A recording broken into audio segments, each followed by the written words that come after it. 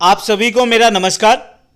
आइए सुनते हैं एक सच्ची कहानी, भगवान का न्याय। सविता की उम्र अब 55 की हो गई थी।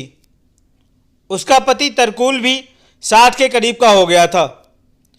सविता और तरकुल की 5 संतान थी, 3 बेटे और 2 बेटी। सविता ने जब बड़े बेटे कमलेश की शादी की तो बहू लीला के प्रति उसके मन में बहुत स्नेह था। कुछ लोगों की नज़र में वह अतिशय लगाव था, जो अक्सर किसी भी इंसान को बिगड़ने की वजह बन जाता है। वैसे आपसी रिश्तों में लगाव रखे बिना काम भी तो नहीं चलता। सविता ने अपनी मेहनत से एक बड़ा सा किराना स्टोर खड़ा किया था। अब उस स्टोर में 3 नौकर थे। बड़ा बेटा कमलेश ही काउंटर पर बैठकर सारा हिसाब किताब रखता। अब सविता केवल वहां बैठी रहती। दिन भर दुकान के पास ही गांव की औरतों के साथ चौपाल लगाती।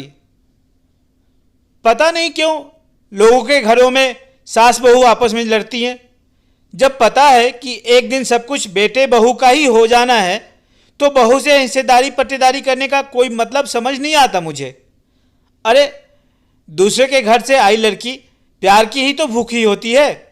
अपने माँ बाप को छोड़कर लड़की ससुराल आ जाती है तो सास के लिए ज़रूरी है वो माँ बनकर दिखाए, जैसे अपने बेटे बेटियों को प्यार करती है, गलती होने पर उन्हें डांटती भी है, वैसे ही बहू से भी अपनापन का व्यवहार करे तो बहू भी बेटी बन जाती है।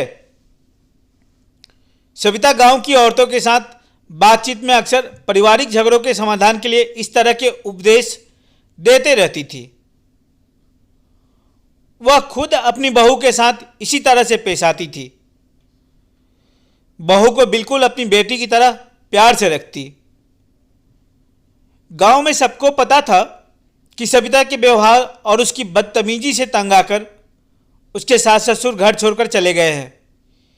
किसी को भी ठीक से नहीं पता कि वो लोग अब कहाँ हैं। उस घटना के अब 13-14 साल हो गए थे। लोग सविता के सास ससुर के घर छोड़कर जाने की बात को भूल गए थे या नहीं भूले थे ये तो नहीं पता, लेकिन कोई भी इस बात के लिए सविता की शिकायत कभी नहीं करता। सविता खुद भी जब अपने सास ससुर को याद करती बहुत ही आदर से बाबूजी और अम्मा जी कहकर ही उनको याद करती। जब भी किसी बात पर उनका जिक्र होता उनकी प्रशंसा करते नहीं थकती। बड़े बेटे कमलेश की शादी में सविता और तरकुल ने दहेज पर जोर नहीं दिया। बहू की ज़्यादा ज़रूरत थी घर में काम करने के लिए। बड़ी बेटी की शादी हो गई थी, वो अपने ससुराल में रहने लगी थी। छोटी बेटी बहुत छोटी थी, सबसे छोटी 10-12 साल की। घर संभालने के लिए बहू लाना बहुत ज़रूरी हो गया था। बहुत ही साधारण परिवार की लड़की ढूंढी गई जो घरेलू कार्य में निपुण हो, जो काम करने में अभ्यस्त हो। घर में काम करने वाले सदस्य की जरूरत थी, लेकिन बहू को बेटी समझने वाली सविता की भावनाएं भी जिंदा रही थी। सविता ने अपने बड़ी बहू लीला को घर की जिम्मेदारियां तो दी ही, साथ ही बहुत अपनापन और प्रेम के साथ घर के छोटे बड़े फैसले में सहभागिता भी दी। किसी भी मामले में निर्णय लेने से पहले सविता बेटे बहू से राय जरूर लेती, उनकी राय को महत्व भी देती। धीरे धीरे लीला को घर के सारे राज पता चल गए। कितनी संपत्ति जमा है, कितने लोगों के पास उधार है। बहू लीला धीरे धीरे सबका हिसाब रखने लगी। कुछ तो उसकी सास सविता ने खुद उसे बताए और कुछ लीला के पति कमलेश ने उसकी मासूमियत पर फिदा होकर निहायत अपनेपन से बता दिया। अपने दादा दादी की कहानी को भी कमलेश ने सविता के दृष्टिकोण से लीला को सुना दिया था, लेकिन दृष्टि तो लीला के पास भी थी ही। उसने चीज़ों और घटनाओं को देखने का अपना अलग ही दृष्टिकोण विकसित किया। बस एक इंसान नहीं बदला, तरकुल। सविता का पति तरकुल हमेशा की तरह अपनी पत्नी की हाँ में हाँ मिलाता रहा। उसकी अभी तक कोई स्वतंत्र सोच नहीं बन पाई थी। सविता का बड़ा बेटा कमलेश शुरुआत से ही दुनियादारी में बहुत तेज था। उसने अपनी माँ से किसी भी मामले में लाभ हानि के आधार पर निर्णय लेना सीखा था। वह बचपन से ही अपनी माँ के साथ खड़ा रहता। दुकानदारी भी सविता ने कमलेश के भरोसे और कमलेश के मेहनत के दम पर ही फैलाया था। एक छोटे से दुकान से बड़े किराना स्टोर तक के सफ़र में कमलेश की बहुत महत्वपूर्ण भूमिका रही थी। वह स्टोर को अपना ही समझता था भी उसका ही, क्योंकि तब तक वह पूरे परिवार को ही अपना मानता था। लेकिन शादी के बाद कमलेश ने अपनी पत्नी लीला की नज़रों से दुनिया को देखना शुरू किया।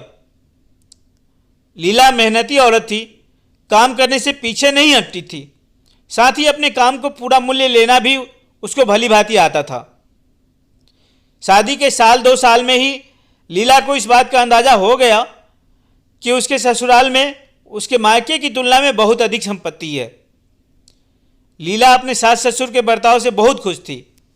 उसे बस एक ही बात का दुख था कि जब इतनी समृद्धि थी तो शादी में उसके लिए जेवर गहने क्यों बहुत ही मामूली बनाए गए। अपने सास के गहनों को देखकर उसके मन में अक्सर ईर्ष्या का भाव जागते रहता। लेकिन वह बेचारी कर ही क्या सकती थी। लीला घर में सबके लिए खाना बनाती, लेकिन आम भारतीय पतिव्रता नारी की तरह अपने पति का खास ध्यान रखना वह अपना कर्तव्य समझती। रोज अपने पति कमलेश के लिए रसोई में अलग से कुछ खास बनाती। शुरुआत में कोई भी चीज़ पूरे परिवार के लिए भी बनाने में उसे कोई दिक्कत नहीं थी। मेहनत से पीछे हटने वाली नहीं थी वह। लेकिन सविता रसोई के खर्च को नियंत्रण करने के लिए इस तरह के विशेष व्यंजन रोज रोज पकाने के खिलाफ थी। पहले जब सिर्फ सविता के लिए कोई खास व्यंजन बनता था तो और बात थी। उस बेचारी को तो कुछ भी रूखा सूखा खाने की आदत ही नहीं थी, इसलिए वह भरपेट खाना खाने के लिए कुछ खास बनवाती थी। लेकिन पूरे परिवार के लिए रोज खास व्यंजन घर खर्च को बहुत बढ़ाने वाला था। इसलिए कविता ने परिवार के हित में इस तरह के खास व्यंजन रोजाना पकाने से मना किया अपनी बहू लीला को। लीला को पता था कि घर की आर्थिक स्थिति खराब नहीं है। ऐसे में खाने पीने में थोड़ा ज़्यादा खर्च करने में उसे संकोच नहीं था। और सबकी बात तो अलग है, उसका पति इतनी मेहनत करता है, दिन भर दुकान संभालना, घर परिवार की सारी जिम्मेदारी लेना, सब कितना टेंशन का काम है, और बदले में खाने पीने में भी कटौती की जाए। यह बात लीला को स्वीकार नहीं थी। फिर भी वह अपनी सास सविता से किसी तरह की बहस नहीं करना चाहती थी। लीला ने सविता को बिना बताए, बिना उससे पूछे, केवल अपने और अपने पति कमलेश के लिए खाने पीने की विशेष इंतजाम रखना शुरू कर दिया। एक परिवार में रहने पर बात कितने दिन छुपी रह सकती थी। बात देवर ननद जिसके भी नज़र में आई, किसी को भी ये अच्छा नहीं लगा। लीला की ननद छोटी थी, लेकिन देवर बड़े हो चुके थे। एक 25 साल का था, दूसरा 23 साल का। सबको इस मामले में भाभी के बर्ताव से दुख पहुंचा। जल्दी ही सविता को भी पता चल गया। सविता ने लीला को समझाना चाहा कि एक परिवार में खाने के लिए अलग से बनाकर सभी लोगों को न देना सही नहीं है, लेकिन लीला ने सविता की सलाह को अनसुना कर दिया। कुछ दिन बाद सविता ने अपने मालिकाना हक से इस तरह के व्यवहार पर रोक लगाना चाहा। तब पहली बार लीला ने सविता को जवाब दिया। पति की सेवा करना, उसकी विशेष देखभाल करना, ये लीला के बचपन से सीखे हुए संस्कार थे। इसमें लीला को कहीं से भी तनिक भी गलती महसूस नहीं हो रही थी। और जब किसी को अपनी गलती महसूस ही ना हो, तब उसे बदलना, उसमें सुधार लाना असंभव ही हो जाता है। सविता ने असंभव को संभव बनाने की कोशिश की। उसे अपने परवरिश पर भरोसा था। उसे भरोसा था कि अगर बात कमलेश तक पहुंचेगी तो वह जरूर लीला को रोकेगा। लेकिन हुआ बिल्कुल उल्टा। कमलेश ने बचपन से अपनी माँ को अपने खाने पीने का खास इंतजाम करते देखा था कि दादा दादी या बुआ को दिए बिना भी माँ कुछ खाने पीने में संकोच नहीं करती। कमलेश ने अपनी माँ सविता को ही समझाया कि इसमें इतनी बड़ी बात ही क्या है। लीला को अगर कुछ बनाने खाने का शौक है तो इसमें इतना बुरा भी क्या है। ये बात सविता को अपने मालिकाना अधिकार पर चोट जैसी लगी। उसने जिद की तो बात और बिगड़ने लगी। लीला और कमलेश ने बात बंटवारे तक पहुंचा दी। अब सविता के पास अपने पैर वापस खींचने के अलावा कोई रास्ता नहीं था। लीला अपने जीत से बहुत खुश थी, लेकिन सविता एकदम असहाय लग रही थी। सविता की आंखों से आंसू झरझर बह रहे थे। उसका मन हो रहा था कि कहीं छुप जाए, डूब जाए कहीं इन्हीं आंसुओं के बीच। जिस घर में उसका साम्राज्य हुआ करता था, एक पत्ता भी जहां उसकी मर्जी के खिलाफ नहीं हिल सकता था, आज खुलेआम उसकी अवहेलना हो रही थी। उसने तो हमेशा ही अपने बच्चों की भलाई चाही, उसके लिए किसी भी हद तक गई। चाहती तो अपने पति तरकुल की कमाई से घर चलाकर खुद बन संवर कर आराम से रह सकती थी, लेकिन उसने इतनी मेहनत की ताकि औलाद का जीवन सुख से गुजर सके। और यही औलाद। लीला अपनी जीत से उत्साहित थी। उसका मनोबल बढ़ गया था। सविता को बस एक बात का संतोष था कि उसने समझदारी दिखाकर घर टूटने से बचा लिया। सविता ये भूल गई थी कि बंटवारा सबसे पहले मन में ही होता है, और एक बार जब बंटवारे की बात मन में आ जाती है तो एकता बने रहना इतना आसान नहीं होता। खैर, फिलहाल के लिए सविता और तरकुल का परिवार टूटने से बच गया, लेकिन आगे जो होने वाला था वह बंटवारे से भी ज़्यादा कष्ट देने वाला था।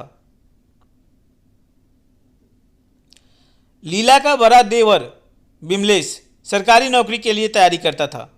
छोटा महेश अभी तक लड़कपन से बाहर नहीं निकला था। दुकान का सारा काम लीला का पति कमलेश करता था। कमलेश के माँ बाप सविता और तरकुल अब बस मार्गदर्शक की भूमिका में थे। शारीरिक मेहनत उनसे हो ही नहीं सकती थी, और हिसाब किताब में कमलेश अपने आप को अपने माँ बाप से बेहतर समझता था, और था भी। स्टाफ रखकर काम करवाना हर किसी के बस की बात नहीं होती। धीरे धीरे लीला के प्रेम की गहराई में डूबकर कमलेश को भी इस बात का एहसास होने लगा कि जब सारी मेहनत वह कर रहा है तो मालिक तो वही हुआ ना। लीला की सब बातें वह मानता। अब कमलेश लीला के पास पैसे रुपए जमा करने लग गया था। अपनी माँ सविता को भी उतने ही रुपए देता जितने की जरूरत होती, और वह भी जरूरत के औचित्य को परख कर। बेचारी लीला पूरे दिन घर के सारे काम करते रहती है, कोई नौकर भी इतना नहीं करेगा। सभी लोगों का कितना ध्यान रखती है। कमलेश का भी तो फर्ज बनता था कि अपनी पत्नी की देखभाल करे। कमलेश ने लीला के लिए गहने बनवाने शुरू कर दिया। शुरुआत में सविता पैसे के खर्च में कटौती से खुश थी। उसको लगा कि बेटा मितव्ययिता कर रहा है, पैसे कम खर्च करके कहीं और निवेश करेगा। परिवार की तरक्की के लिए कविता इसे जरूरी मानती थी। लेकिन जब लीला के लिए गहने बनवाने की बात कविता तक पहुंची तो वह बहुत दुखी हुई। उसने कमलेश को समझाने की लाख कोशिश की, लेकिन वह नहीं माना। अपनी पत्नी को खुश करने, उसे खुश रखने की जिम्मेदारी को पूरा करके कमलेश कौन सी गलती कर रहा था, ये उसको समझ में नहीं आ रहा। सविता ने खाना पीना छोड़ने का आजमाया हुआ नुस्खा अपनाया, लेकिन उसका उल्टा ही असर हुआ। कमलेश अपनी बीवी के गहने खरीदने को कहीं से गलत नहीं मानता। रही दुकान के पैसे के इस्तेमाल की बात, तो कमा तो वह अकेले ही रहा है ना। फिर भी अगर माँ को ऐतराज है लीला के लिए गहने खरीदने से, तो वह दुकान का छोटा सा हिस्सा ही दे दे। उससे जो आमदनी होगी उसी में कमलेश अपनी बीवी को खुश रख लेगा। जब बात यहाँ तक पहुँच गई तब सविता के पास कोई चारा न रहा सिवाय सब कुछ चुपचाप बर्दाश्त करने के। लीला से बहुत प्यार करता था कमलेश, लेकिन भाइयों के प्रति जिम्मेदारी के भाव से अभी तक वह विमुख नहीं हुआ था। वह लीला की यह बात मानने को तैयार नहीं था कि अपने भाइयों को अभी से पराया कर दे। बंटवारा तो एक दिन होना ही है, लेकिन जब भाई बहनों का भी घर बस जाए तभी इसके बारे में कुछ कह सकता है कमलेश। इतना निर्लज नहीं है कि अपनी पत्नी को लेकर अलग रहने लगे, छोटे भाई बहन को बूढ़े माँ बाप के भरोसे छोड़ दे। कमलेश की पत्नी लीला को अब किसी भी तरह से पूरे परिवार के साथ रहना गंवारा नहीं था। मनमानी पर अंकुश के साथ उसको धन की हानि भी लग रही थी। इतने लोगों के खाने पीने का खर्च उसका पति ही कमाकर क्यों उठाए? सब हट्टे कट्टे जवान हैं, अपने खाने भर तो कमा ही सकते हैं। लेकिन लीला सामान्य बुद्धिमत्ता में तेज थी। उसे पता था कि उसकी मर्जी तभी तक चलेगी जब तक उसका पति कमलेश उसके साथ खड़ा रहे। लीला ने बहुत प्यार से अपने पति कमलेश की बातों का समर्थन किया। माँ बाप तो भगवान के रूप होते हैं, भगवान करे वो 100 साल जिए और हम लोग उनकी सेवा करके पुण्य कमा सकें। भाई बहनों के प्रति भी लीला ने अत्यंत सद्भावपूर्ण वचन कहे। कमलेश अपनी पत्नी लीला की उदारता और उसके उच्च विचारों से बहुत प्रभावित हुआ। सब कुछ भुलाकर फिर से परिवार के लिए सोच रही है। कितनी महान है मेरी पत्नी, ये सोचकर कमलेश बहुत खुश हो रहा था। इधर लीला ने घर में अपना शासन शुरू किया। हर समय सविता की बेइज्जती करते रहती, दिन भर ताना मारती, घर के काम करने के लिए कहती, काम न करने पर दिन का खाना भी नहीं देती।